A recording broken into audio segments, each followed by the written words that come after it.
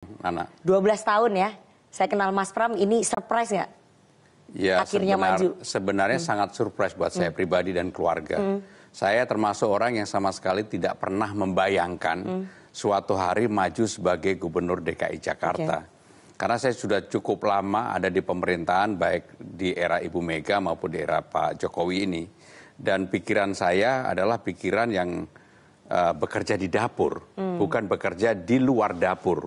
Apalagi di ruang publik yang kemudian menjadi harus ada show-nya. Itu yang membuat saya terus terang shock.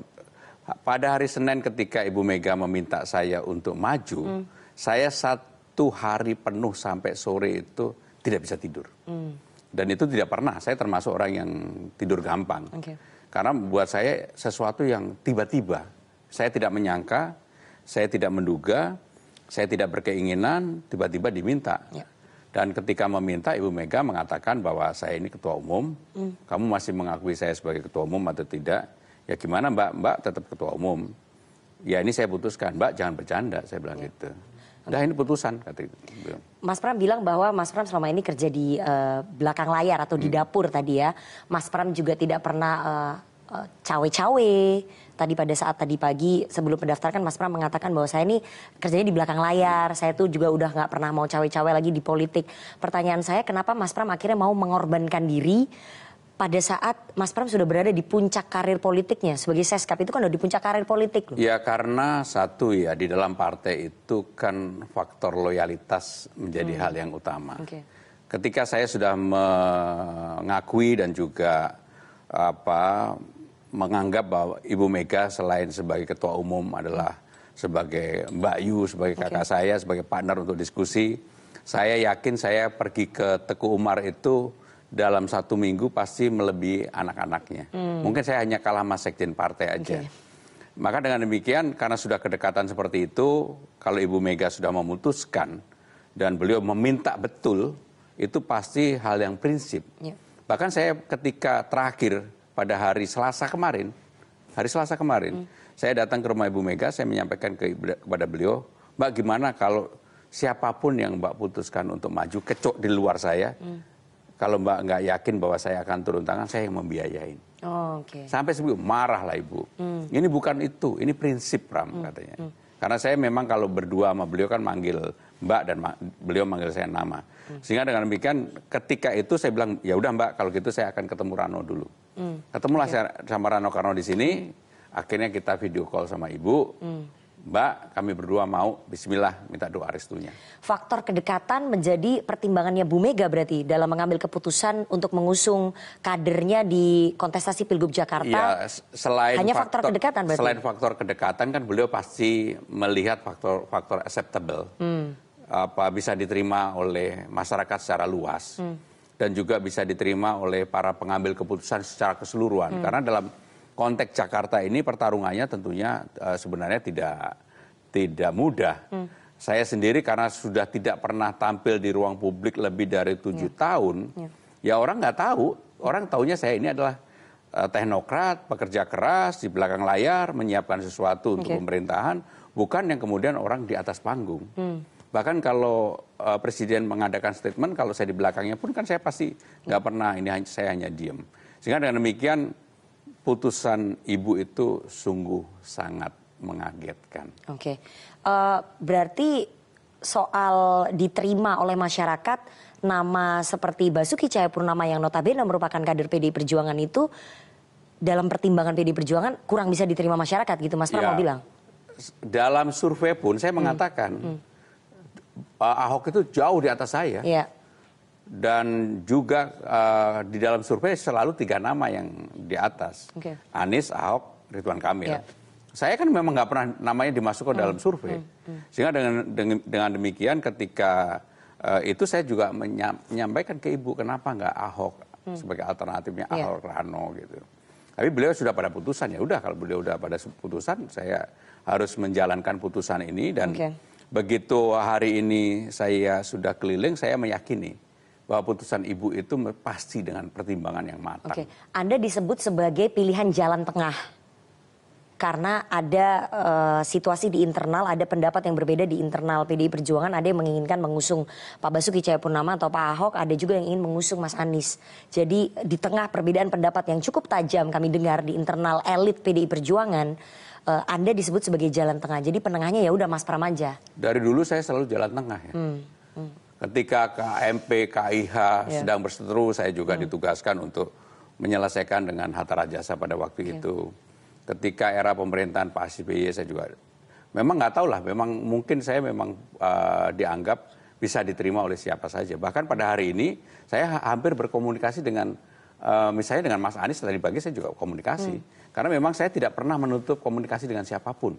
Termasuk beberapa elit-elit partai, ketua umum partai, mereka juga kaget menanyakan kepada saya, Mas benar mau maju? Mas benar mau maju? Mas mau turun gunung? Saya bilang ini bukan turun gunung, ini mendaki gunung yang tinggi banget yang tidak ada dalam bayangan saya. Tetapi karena ini sudah menjadi keputusan dan ketika keputusan itu sudah diiyakan, ya udah. Orientasi saya bahwa Mahkamah Konstitusi inilah menjadi ruang bagi PDI Perjuangan untuk bisa mencalonkan sendiri. Dan itulah yang kemudian saya juga menyadari, udahlah. Ini harus dimanfaatkan sebaik mungkin. Ketika saya sudah saya fight untuk itu. Bisa diterima oleh elit politik. Tadi Anda mengatakan seperti itu. Artinya bisa diterima oleh Pak Jokowi, bisa diterima oleh Pak Prabowo. Anda mau mengatakan begitu? Ya, saya tidak menyebut siapapun, tetapi relatif saya bisa diterima. Dan yang paling penting mudah-mudahan saya sekarang bisa diterima oleh rakyat yang ada di Jakarta. Karena saya akan melakukan door to door. Dan saya akan betul-betul menyampaikan pikiran gagasan saya, dan saya sampaikan juga pada Bang Dul, udahlah kita jangan bermain politik identitas, kita jangan lagi hanyut dalam pertempuran yang tidak berkesudahan, yang sangat keras, lebih baik adu gagasan yang dengan riang gembira, menyampaikan secara terbuka, dan tidak kalah pentingnya adalah ya menarik simpati rakyat Jakarta. Berarti memang ada kekhawatiran kalau PDI Perjuangan mengusung Basuki Cahayapurnama terulang kembali politik identitas di 2017. Itu menjadi salah satu pertimbangan.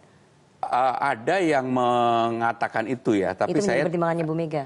Ada yang mengatakan itu, tapi saya tidak merasa itu karena saya termasuk yang mendorong Ahok sebagai alternatif.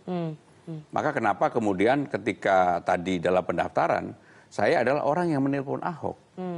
Saya bilang Pak Ahok saya juga minta kalau Pak Ahok nganterin ya.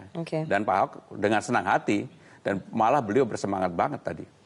Pak Basuki Cahayapurnama ataupun Pak Ahok memang bersemangat akhirnya menerima keputusan bahwa Bu Mega mengusung Anda ya sebagai calon gubernur DKI. Tapi kami dengar bahwa sebelumnya Pak Basuki Cahayapurnama sempat memberikan ancaman halus kepada Ibu Mega. Kalau PDI Perjuangan mengusung Anies Baswedan, maka beliau akan keluar dari partai. Ya, jadi temannya. Kayaknya ancaman halusnya dari Nana bukan dari Ahok ya. Tapi faktor itu menjadi salah satu pendorong nggak? Makanya dicari jalan tengahnya Mas Pramono Anung. Jalan tengahnya. Jadi everybody's happy. Nggak begini, yang paling penting kan sebenarnya keputusan sudah diambil.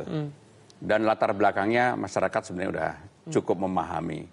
Bahwa dalam keputusan itu ada tarik-menarik, ada struggling, itu biasa dalam politik. Tetapi bagi saya pribadi yang sudah mendampingi Ibu Mega 27 tahun, kalau udah menjadi keputusan dan tidak bisa dirubah, ya itu kita jalankan. Karena kita sudah mempercayai beliau dan memberikan hak prerogatif kepada Presiden, kepada Ibu Mega. Memilih Mas Pram sebagai jalan tengah dan juga sebagai pilihan yang aman bagi PDI Perjuangan supaya smooth hubungannya ke pemerintahan baru nantinya ke Pak Prabowo dan Mas Gibran. Karena kalau mengusung Anies Baswedan maka akan selalu ada duri di antara PDI Perjuangan, di antara Ibu Mega dengan Pak Prabowo. Ya itu bisa analisa. Begitu kan dalam negara demokrasi bebas-bebas aja. Termasuk kamu memberikan analisa itu bukan analisa saya aja tuh Mas. Ya tapi itu salah satu keyakinan Nana juga nggak apa-apa. Tetapi saya melihat bahwa apapun semua pemimpin itu kan dalam kondisi dunia yang sedang tidak baik-baik saja. Ada perang, ekonomi juga sedang menurun. Maka perlu politik juga lebih tenang di dalam negeri. Jadi saya melihat salah satu faktor adalah supaya ketenangan ini terjaga. Dan saya mungkin alternatifnya karena dianggap bisa berkomunikasi dengan semua orang. Berarti memang betul ya, karena tadi Anda mengatakan ketenangan. Jadi ketenangan adalah kunci pengambilan keputusan dari Ibu Megawati Soekarno Putri. Karena kalau misalnya Bu Mega mengusung Anies, maka tidak akan tercipta ketenangan itu kan? Ya selain ketenangan ya harus kemenangan. Di hubungan politik. Bukan hanya sekedar ketenangan. Ibu Mega menyampaikan ke saya tadi pagi, Pram, Bismillah, menang, merdeka, struggling, gitu. Jadi buat saya ini adalah message bahwa saya dan Bang Dul pengen menang, bukan hanya tenang, tetapi bahwa kita tidak membawa politik identitas dan sebagainya, pasti kami lakukan. Kabarnya Pak Jokowi happy dengan keputusan Bu Mega mengusung Anda. Jadi ini mengurangi tensi politik antara PD Perjuangan dengan Pak Jokowi. Ya apapun saya ini kan masih menjadi pembantu presiden. Saya setiap hari juga berkomunikasi dengan presiden. Bahwa tuduhan yang begitu ada pasti. Tapi kan keputusan ini kan 100% ada pada Bu Mega.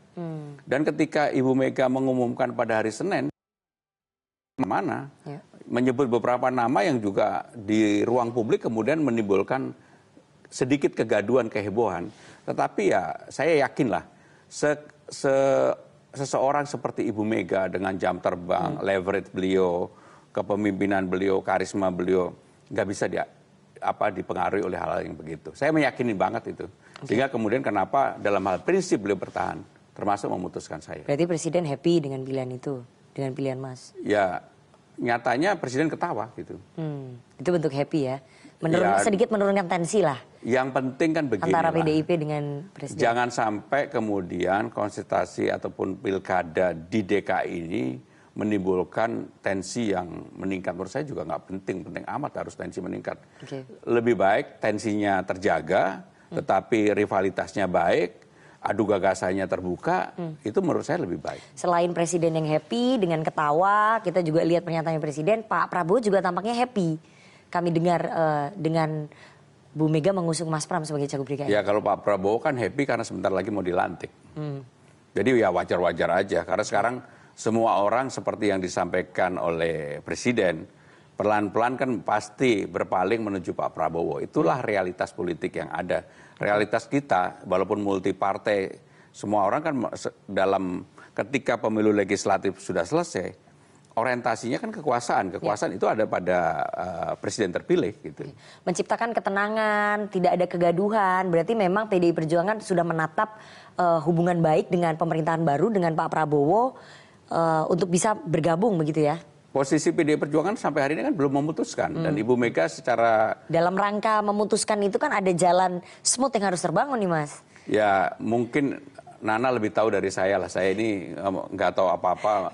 Jalan mana lagi yang harus dibuat untuk supaya smooth. Tetapi yang paling penting, memang kegaduhan yang kontraproduktif di dalam suasana seperti ini juga tidak diperlukan.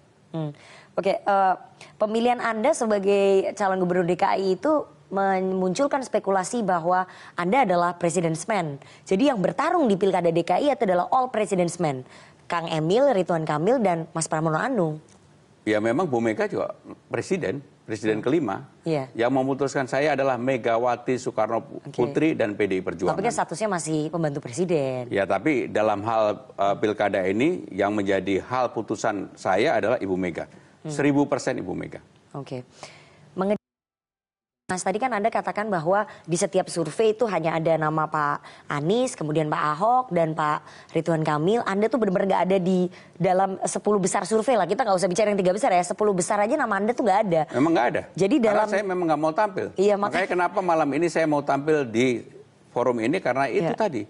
Publik supaya tahu bahwa bagaimana gagasan-gagasan saya.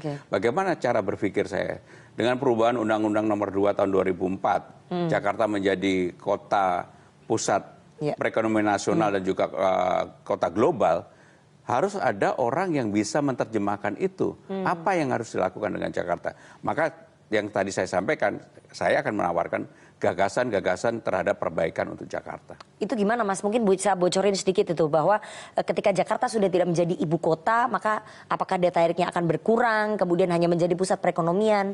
Ya enggak, saya meyakini Jakarta tetap akan menjadi epicentrum utama di Republik ini. Karena bagaimanapun untuk membangun ibu kota Nusantara perlu waktu mungkin 15-20 tahun. Dan itu tidak gampang. Pengalaman beberapa negara yang membangun itu juga tidak semudah diselesaikan. Magnet Jakarta tetap magnet sebagai kota pusat perekonomian, kota global, dan magnet politiknya masih di Jakarta. Ya, Mas Pram menyadari kan bahwa ini pertaruhan politik Ya pasti. Ketika nama Anda tidak ada di dalam radar survei, kemudian harus mengejar ketertinggalan, ini sebuah pertaruhan politiknya Pramono Anung. Kalau Anda gagal, Anda kalah di dalam kontestasi Pilgub, maka karir politik yang sudah Anda bangun bertahun-tahun itu akan lenyap begitu saja, Mas. Sekarang ini yang ada di masyarakat, ini kan pertarungan antara David dan Goliat. Saya dianggap kecil karena hanya didukung 14%. Underdog. Ya? Okay. Di survei nggak ada, partainya juga cuma satu partai, lawan 13 partai. Semua orang udah bilang ini lawan nggak usah ngapa-ngapain. Bahkan sahabat-sahabat saya juga bilang begitu. Tapi karena itulah kemudian, karena keyakinan partai Ibu Mega dan keyakinan saya pribadi dan Bang Dul, ini kesempatan.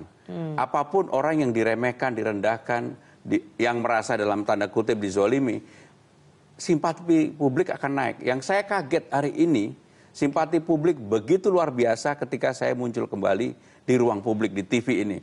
Dan saya yakin yang nonton malam ini, mereka pasti bilang bahwa Pramono Anung memang udah waktunya muncul di publik. Apalagi kamu desak-desak tadi, pasti mereka juga iba melihat itu. Gitu. Iya, ini kan di pemberian informasi publik. Ya, tapi mereka gitu iba juga, nggak apa-apa. Makin kamu desak, saya Terakhir Mas Pram ya, hubungannya Mas Pram dengan Mas Anies Baswedan seperti apa, dan Mas Pram merasa bersalah nggak nih di detik-detik akhir, dalam tanda kutip banyak yang mengatakan di sosial media nih Mas Pram menikung Mas Anies nih. Nikung dari mana? Di tikungan terakhir. Nikung dari mana? Saya juga berdoa untuk tidak dipilih. Saya termasuk yang sama Mas Anies. Ketika tadi pagi saya telepon dia, saya ingatkan. Mas, Dito itu lahir jenengan yang nungguin. Oh, sama-sama waktu di UGM? Di UGM. Pada waktu itu dia ketua Senat, saya yang tukang ngompor-ngompori demo lah gitu ya. Sehingga dengan demikian saya merasa bahwa pasti dia juga tidak merasa itu.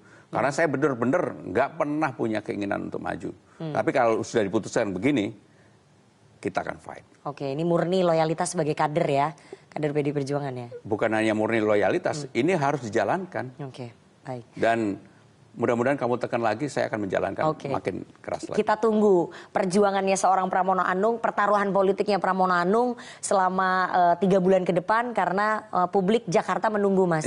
Apa yang akan ditawarkan visi misinya untuk bisa mengubah ibu kota. Terima kasih Mas Pramono Anung. Terakhir, mudah-mudahan Nana undang saya lagi. Oke, pasti dong. Pasti kita akan undang, karena ke depan akan banyak isu-isu tentang Jakarta. Terima kasih Mas Pramono Anung, bakal calon Gubernur DKI Jakarta, sudah meluangkan waktu untuk CNN Indonesia, Pilihan Indonesia malam hari ini. Kembali ke Anda, Mayfri di studio.